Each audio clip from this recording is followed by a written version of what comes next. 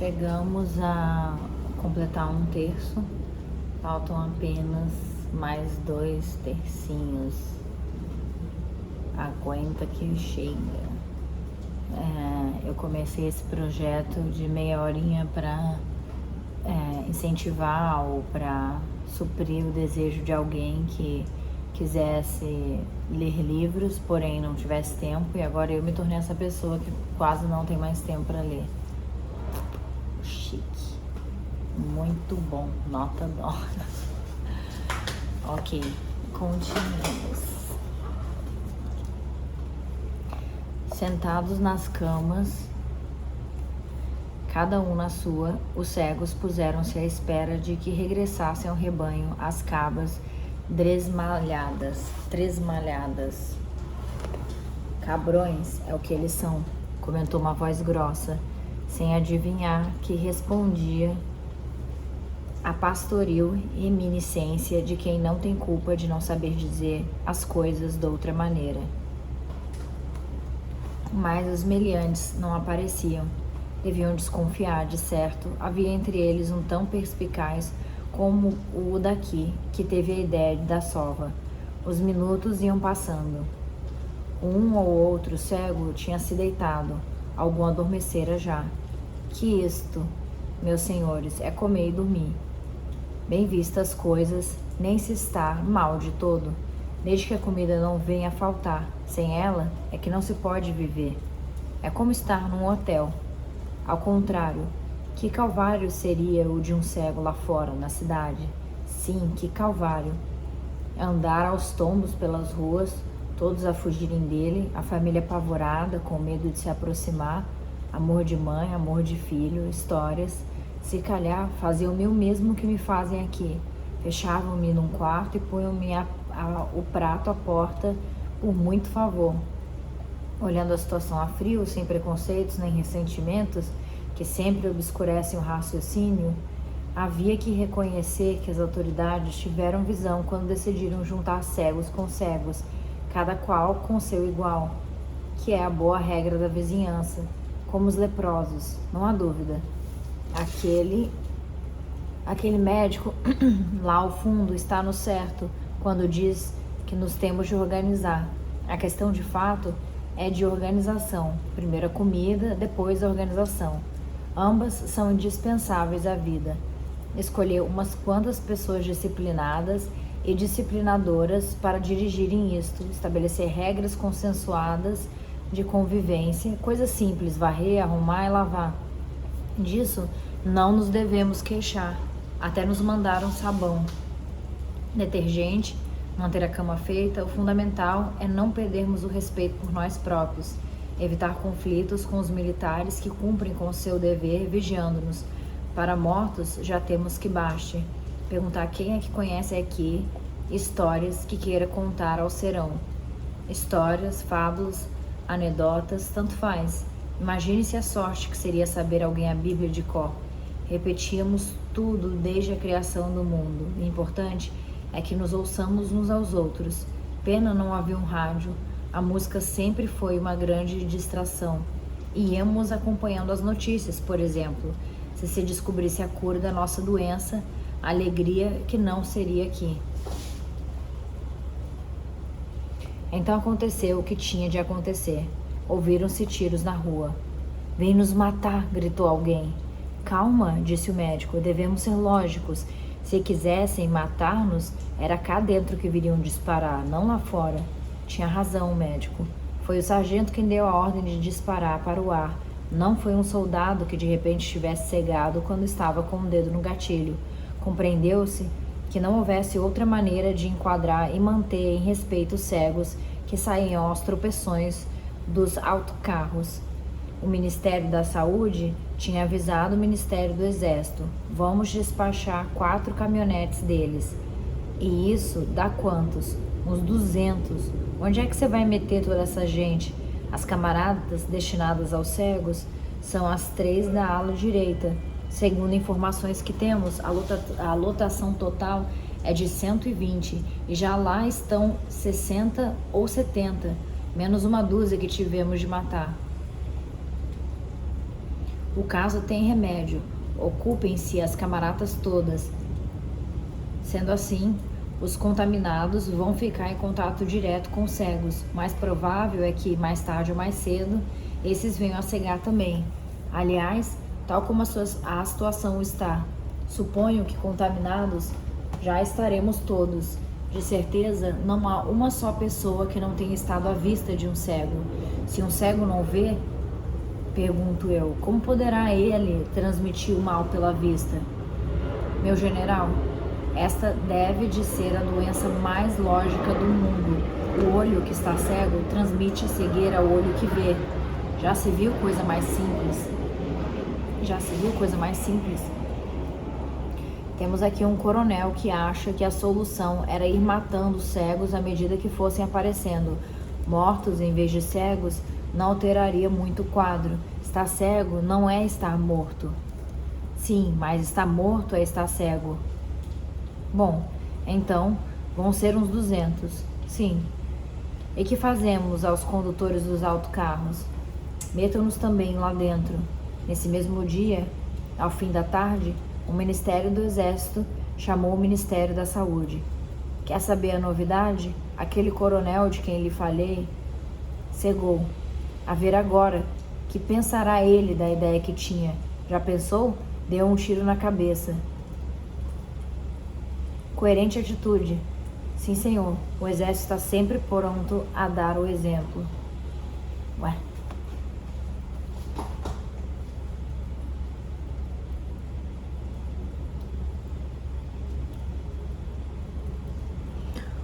O portão fora aberto de par em par.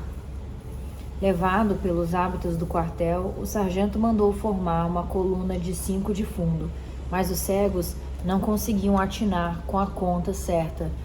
Umas vezes eram de mais, outras vezes de menos. Acabaram todos por amontoar-se à entrada, como civis que eram, sem nenhuma ordem. Não se lembraram sequer de mandar adiante as mulheres e as crianças, como nos outros naufrágios. Há que dizer, antes que nos esqueça, que nem todos os disparos haviam sido feitos para o ar.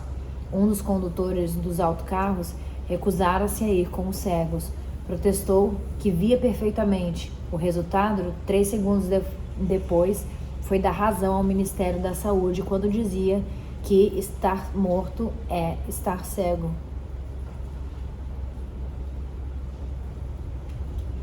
O sargento deu as ordens já conhecidas. Sigam em frente. Em cima há uma escada com 6 degraus. 6. Quando lá chegarem, subam devagar. Se alguém ali tropeça, nem quero pensar no que poderá suceder. A única recomendação que faltou foi a de seguir a corda, mas isso, compreendeu-se, se a usassem, nunca mais acabariam de entrar. Atenção, recomendava o sargento, tranquilizado, porque já estavam todos do lado de dentro do portão. Há 3 camaratas à direita e 3 à esquerda. Cada camarata tem 40 camas. As famílias que não se separam, evitem os atropelos, contem-se a entrada. Peçam os que já lá estão que vos ajudem. Tudo vai correr bem. Acomodem-se, tranquilos, a comida vem depois. O que não estaria bem seria imaginar que estes cegos, em tal quantidade, vão ali como carneiros ao matadouro, balindo como de costume, um pouco apertados, é certo, mas essa sempre foi a sua maneira de viver, pelo com pelo, bafo com bafo, cheiro com cheiro. Aqui vão uns que choram, outros que gritam de medo ou de raiva, outros que praguejam, alguns soltou uma ameaça terrível e inútil. Se um dia vos apanho, supõe-se que se faria aos soldados. Arranco-vos os olhos. Inevitavelmente, os primeiros a chegar à escada tiveram de parar. Era preciso tentear com o pé a altura e a profundidade do degrau. A pressão dos que vinham atrás fez cair à frente 2 ou 3. Felizmente, não passou disso. Apenas umas canelas esfoladas. O conselho do sargento tinha valido por uma bênção. Uma parte deles já entrou no átrio. Mas 200 pessoas não se arrumam com essa facilidade. De mais a mais cegas e sem guia, acrescendo a esta circunstância já de si suficientemente penosa. O fato de nos encontrarmos num edifício antigo de distribuição pouco funcional não basta dizer um sargento que apenas sabe do seu ofício. São 3 camaradas de cada lado. Há que ver como é isto cá dentro. Uns vão de portas tão estreitos que mais parecem gargalos. Uns corredores tão loucos como os outros ocupantes da casa. Começam não se sabe por quê, acabam não se sabe onde, e não chega a saber-se o que querem. Por instinto, a vanguarda dos cegos tinha se dividido em 2 colunas, deslocando-se ao longo das paredes, de um lado e do outro, à procura de uma porta por onde entrar. Método seguro, sem dúvida, supondo que não há móveis atravessados no caminho. Mais tarde ou mais cedo, com jeito e paciência, os novos hóspedes acabarão por acomodar-se, porém não antes que se decida a batalha que acabou de travar-se entre as primeiras linhas da coluna da esquerda e os contaminados que desse lado vivem. Era de esperar. O que havia sido combinado, havia mesmo um regulamento elaborado pelo Ministério da Saúde. Era que essa ala ficaria reservada para os contaminados, e se era verdade que se podia prever com altíssimo grau de probabilidade que todos eles acabariam por cegar. Verdade era também, em obediência à pura lógica, que enquanto eles não tivessem cegado, não se poderia jurar que efetivamente estavam destinados a cegar. Está, pois, uma pessoa tranquilamente sentada em sua casa, confiada em que, apesar dos exemplos em contrário, ao menos no seu caso, tudo venha a resolver-se em bem, e de repente vê que avança em sua direção juntamente um bando ululante daqueles a quem mais teme. No primeiro momento, os contaminados pensaram que se tratava de um grupo de iguais a eles, apenas mais numeroso. Mas o engano pouco durou. Aquela gente vinha mesmo cega. Aqui não podem entrar. Esta ala é só nossa, não é para cegos. Vocês pertencem ao outro lado, gritaram os que estavam de guarda à porta. Alguns cegos tentaram dar meia volta e procurar outra entrada. Para eles, tanto fazia esquerda como direita, mas a massa dos que continuavam a fluir do exterior empurravam-os inexoravelmente. Os contaminados defendiam a porta a soco e a pontapé. Os cegos respondiam como podiam. Não viam os adversários, mas sabiam de onde lhes vinham as pancadas. No átrio não podiam caber 200 pessoas, nem nada que se parecesse. Por isso, não tardou muito que a porta que dava para a cerca, apesar de bastante larga, ficasse completamente entupida, como se a obstruísse um rolhão, nem para trás nem para diante.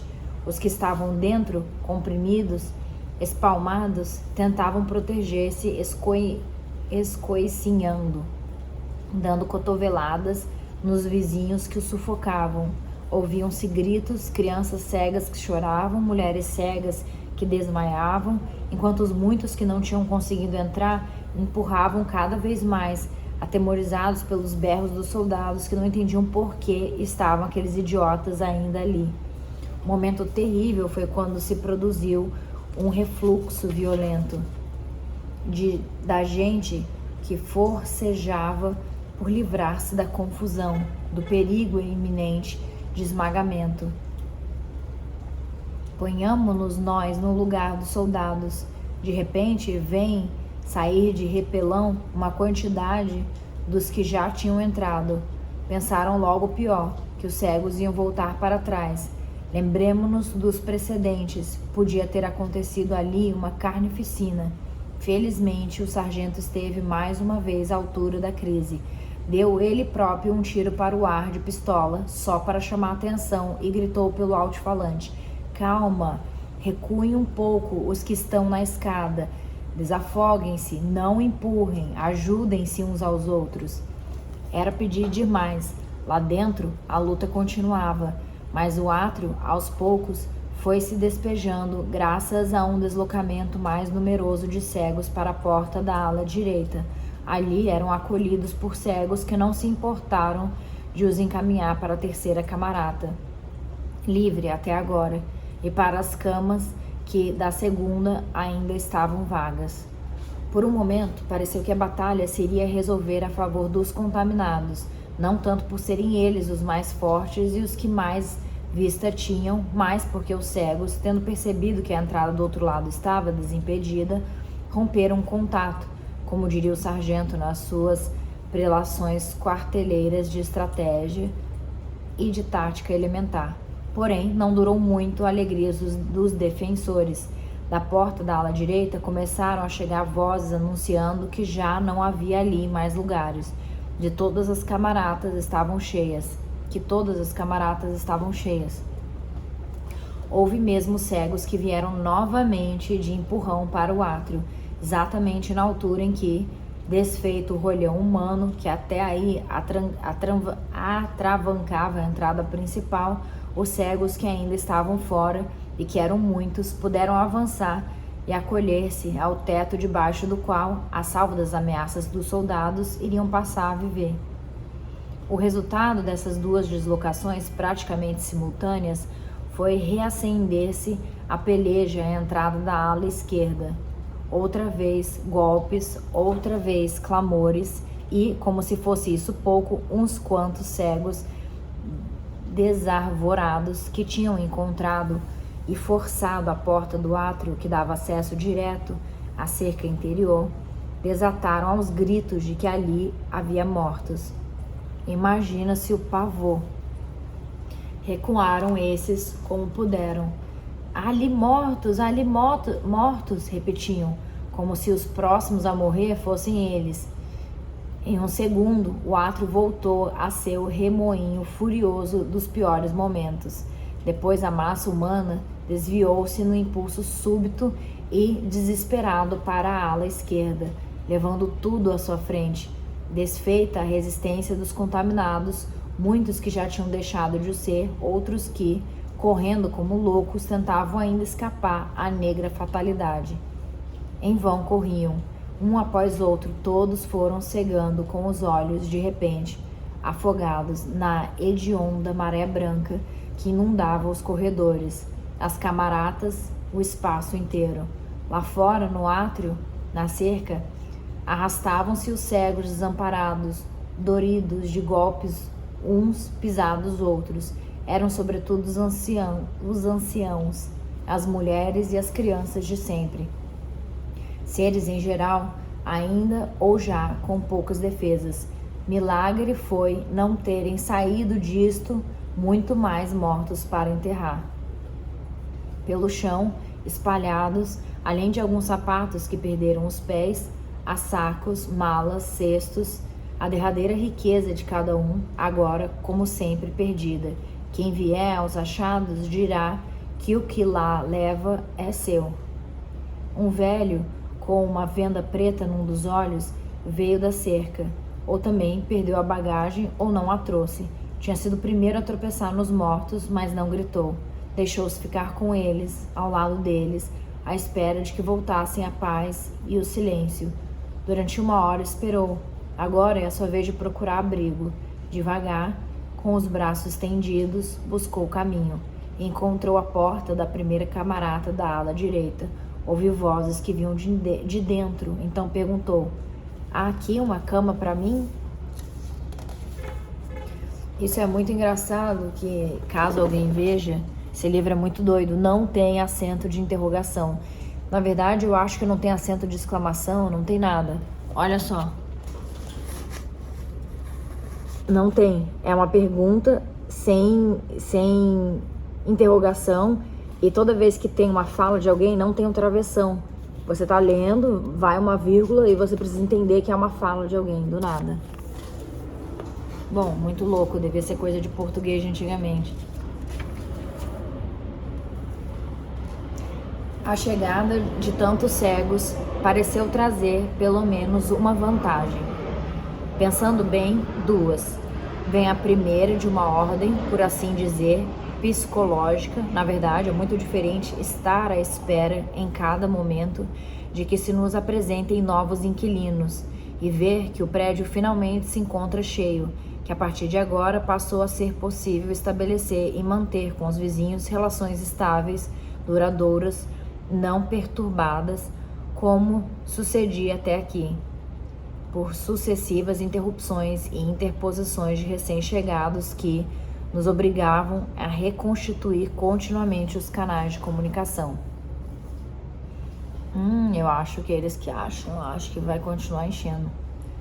A segunda vantagem, esta de ordem prática, direta e substancial, foi terem as autoridades de fora, civis e militares, compreendido que uma coisa tinha sido fornecer alimentos para 2 ou 3 dúzias de pessoas, mais ou menos tolerantes, mais ou menos predispostas, pelo seu pequeno número, a resignar-se perante coisas falhas, perante ocasionais falhas ou atrasos da comida. E outra coisa era agora a repentina e complexa responsabilidade de sustentar 240 seres humanos de todos os jeitos, procedências e feitios em matéria de humor e temperamento. 240, nota-se, e é um modo de dizer, porque são pelo menos 20 os cegos que não conseguiram encontrar um catre e dormem no chão. Em todo caso, reconheça-se que não é o mesmo terem de comer 30 pessoas daquilo que a 10 deveria caber, e distribuir por 260 o alimento destinado a 240. A diferença quase não se nota. Ora, foi a assunção consciente dessa crescida responsabilidade e talvez hipótese nada despicienda, o temor de que viessem a desencadear-se novos tumultos, que determinou a mudança de procedimento das autoridades no sentido de mandar vir a comida a tempo e a horas e nas quantidades certas.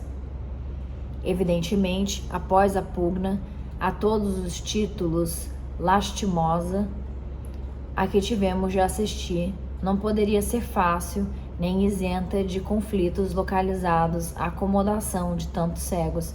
Bastará que nos recordemos daqueles infelizes contaminados que antes ainda viam e agora não veem, dos casais divididos e dos filhos perdidos, dos lamentos dos pisados e atropelados, alguns 2 e 3 vezes, dos que andam à procura dos seus queridos bens e não os encontram.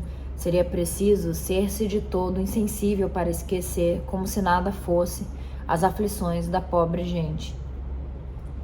Contudo, o que se não pode negar é que o anúncio da chegada do almoço foi, para todos, um bálsamo reconfortante, e se é inegável que a recolha de tão grandes quantidades de comida e a sua distribuição por tantas bocas, devido à falta de uma organização adequada aos fins e de uma autoridade capaz de impor necessidade de disciplina, deu origem a novas desinteligências, devemos reconhecer que o ambiente mudou muito para melhor quando em todo o antigo manicômio não se ouviu mais que o ruído de 260 bocas mastigando.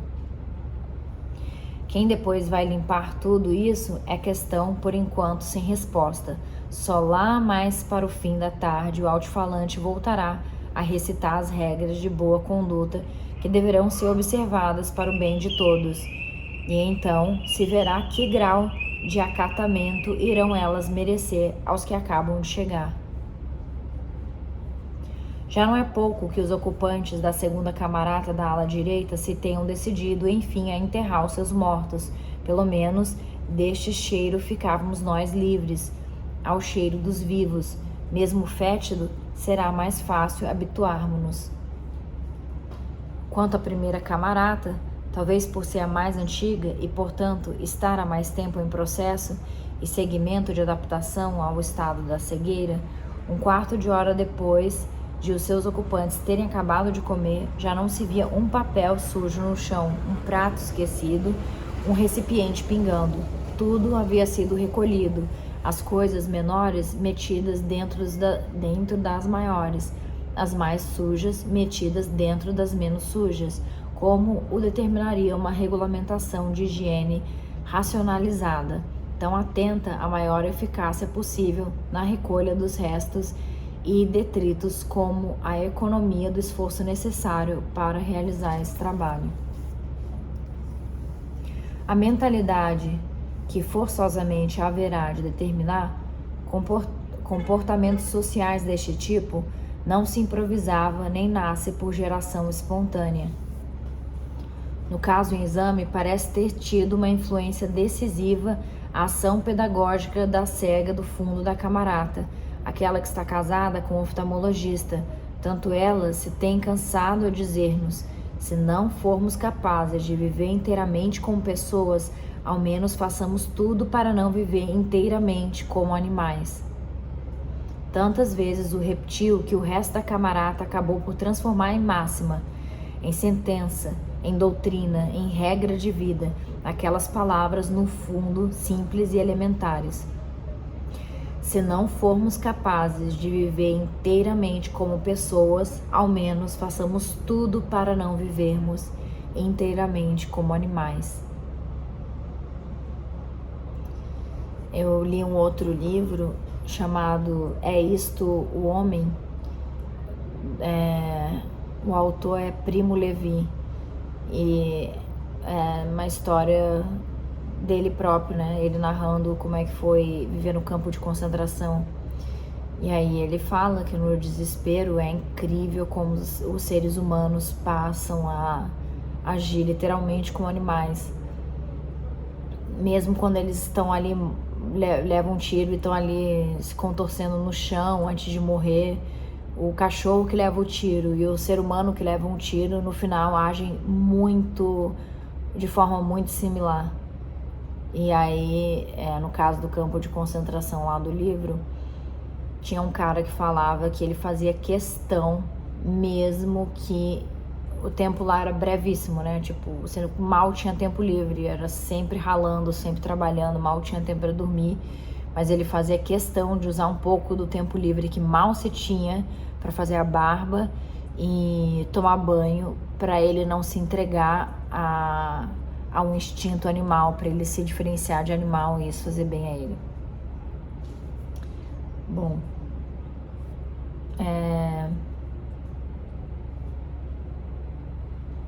provavelmente um tal estado de espírito procípio ao entendimento das necessidades e das circunstâncias foi o que contribuiu, ainda que de forma colateral, para o benévolo acolhimento que ali foi encontrar o velho da venda preta quando assomou à porta e perguntou para dentro: há uma cama para mim?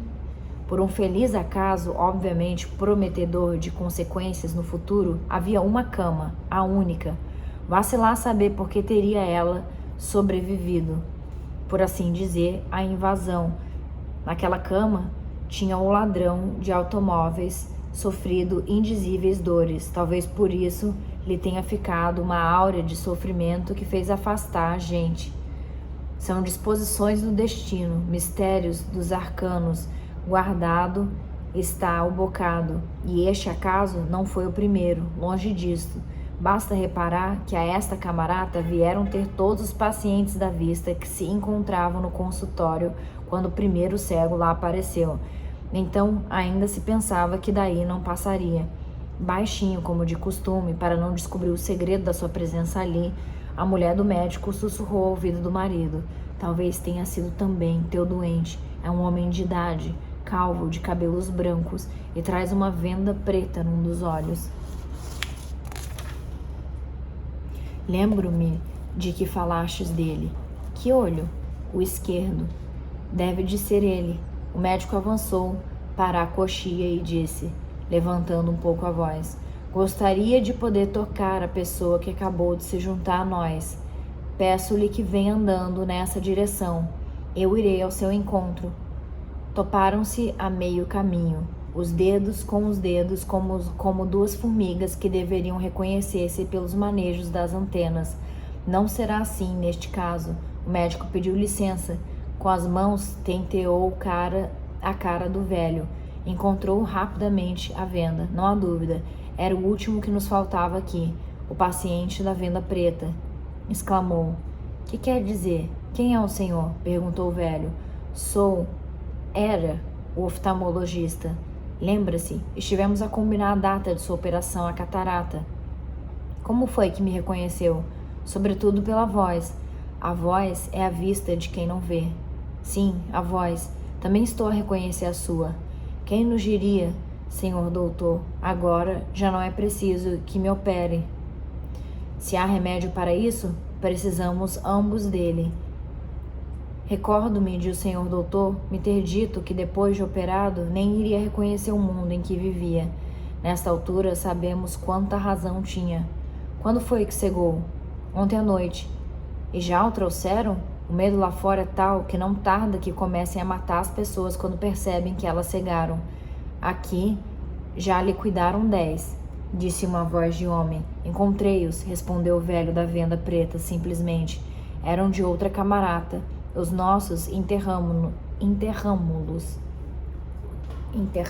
logo, acrescentou a mesma voz, como se terminasse um relatório.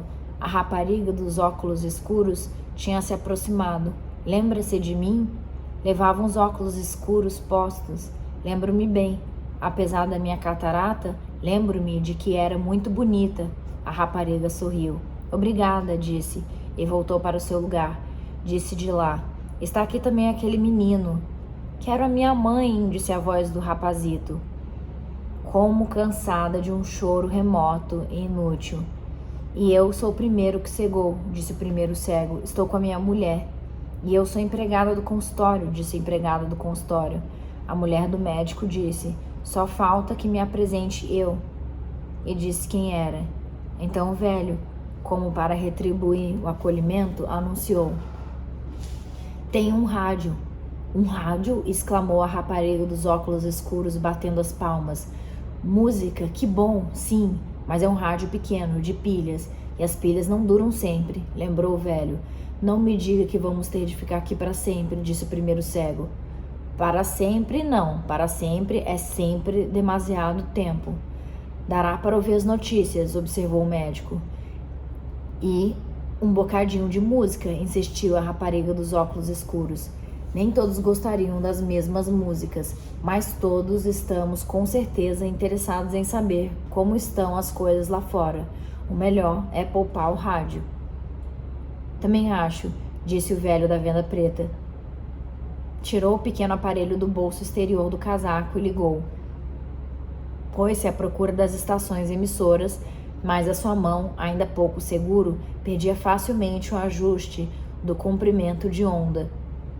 Ao princípio, não se ouviram mais que ruídos intermitentes, fragmentos de músicas e de palavras. Enfim, a mão ganhou firmeza. A música tornou-se reconhecível. Deixa estar só um pouquinho, pediu a rapariga dos óculos escuros. As palavras ganharam clareza. Não são notícias, disse a mulher do médico. E depois, como uma ideia que lhe tivesse ocorrido de repente, que horas serão isso? Perguntou, mas já sabia que ninguém poderia responder-lhe. O ponteiro de sintonização continuava a extrair ruídos da pequena caixa. Depois fixou-se. Era uma canção sem importância, mas os cegos foram se aproximando devagar. Não se empurravam, paravam logo que sentiam uma presença à sua frente e ali se deixavam ficar, a ouvir.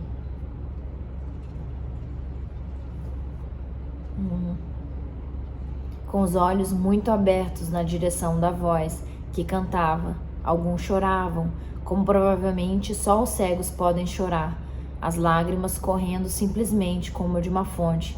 A canção chegou ao fim. O locutor disse, atenção, ao terceiro sinal serão 4 horas.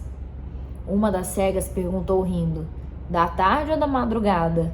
E foi como se o riso lhe doesse.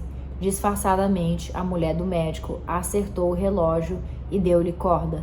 As 4 eram as da tarde, ainda que, na verdade, a um relógio tanto lhe faz. Vai de 1 às 12.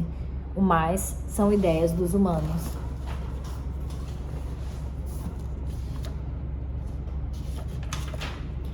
Que barulhinho é esse? Perguntou a rapariga dos óculos escuros. Parecia. Fui eu. Ouvi que diziam no rádio que eram 4 horas e dei corda ao meu relógio. Foi um desses movimentos automáticos que fazem tantas vezes. adiantou-se a mulher do médico.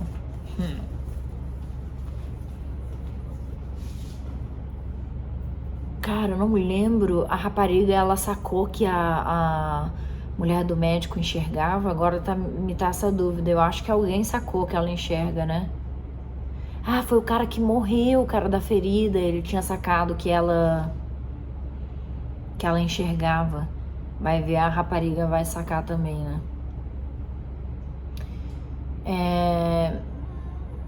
Depois pensou que não tinha valido a pena arriscar-se assim. Bastar-lhe-ia olhar o pulso dos cegos que tinham entrado nesse dia. Algum haveria de ter o relógio a funcionar. Tinham o próprio velho da venda preta, como nesse momento reparou, e as horas dele estavam certas. Então o médico pediu: fale-nos de como está a situação lá fora. O velho da venda preta disse: pois sim, mas o senhor é que me sente. Não me posso ter de pé. Desta vez, aos 3 e 4 em cada cama de companhia, os cegos acomodaram-se o melhor que puderam, fizeram silêncio e então o velho da venda preta contou o que sabia, o que vira com os seus próprios olhos enquanto estivera, o que ouvira dizer durante os poucos dias que decorreram entre o começo da epidemia e a sua própria cegueira.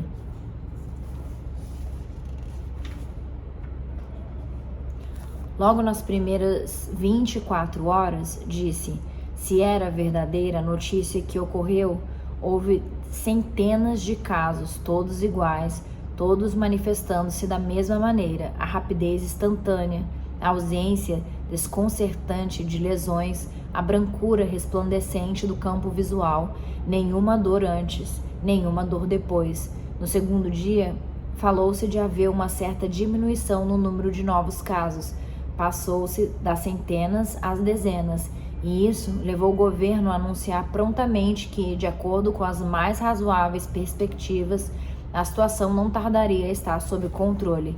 A partir deste ponto, salvo alguns soltos comentários que não puderam ser evitados, o relato do velho da venda preta deixará de ser seguido à letra, sendo substituído por uma reorganização do discurso oral, orientada no sentido da valorização da informação pelo uso de um correto e adequado vocabulário. É motivo desta alteração, não prevista antes, a expressão sob controle, nada vernácula, empregada pelo narrador, a qual, por pouco, o ia desqualificando como relator complementar, importante sem dúvida, pois sem ele não teríamos maneira de saber o que se passou no mundo exterior. Como relator complementar, dizíamos, destes extraordinários acontecimentos, quando se sabe que a descrição de quaisquer fatos só tem a ganhar com o rigor e a propriedade dos termos usados. Voltando ao assunto, excluiu o governo, portanto, a hipótese primeiramente ventilada de que o país se encontrasse sob a ação de uma epidemia sem precedentes conhecidos, provocada por um agente mórbido ainda não identificado, de efeito instantâneo, com ausência total de sinais prévios de incubação ou de latência. Tratar-se-ia, pois, de acordo com a nova opinião científica e a consequente e atualizada interpretação administrativa, de uma casual e desafortunada concomitância temporal de circunstâncias também, por enquanto, não averiguadas e em cuja exaltação patogênica já era possível, acentuava o comunicado do governo. A partir do tratamento dos dados disponíveis, que indicam a proximidade de uma clara curva de resolução, observar indícios, tendências de esgotamento. Um comentador de televisão teve o rasgo de encontrar a metáfora justa quando comparou a epidemia, ou fosse lá o que fosse, a uma flecha lançada para o alto, a qual, ao atingir o acumen da ascensão, se detém um momento como suspensa e logo começa a descrever a obrigatória curva descendente, que, querendo Deus, com esta invocação regressava o comentador à trivialidade das trocas humanas e à epidemia propriamente dita. A gravidade tratará de acelerar até que desapareça o terrível pesadelo que nos atormenta. Meia dúzia de palavras estas que constantemente apareciam nos distintos meios de comunicação social, os quais sempre acabavam por formular o piedoso voto de que os infelizes cegos viessem a recuperar em breve a visão perdida, prometendo-lhes, entretanto, a solidariedade de todo o corpo social organizado, tanto o oficial quanto o privado. Num passado remoto, razões e metáforas semelhantes haviam sido traduzidas pelo impertérrito otimismo da gente do comum em ditérios como este: não há bem que sempre dure, nem mal que ature, ou, em versão literária, assim como não há bem que dure sempre, também não há mal que sempre dure.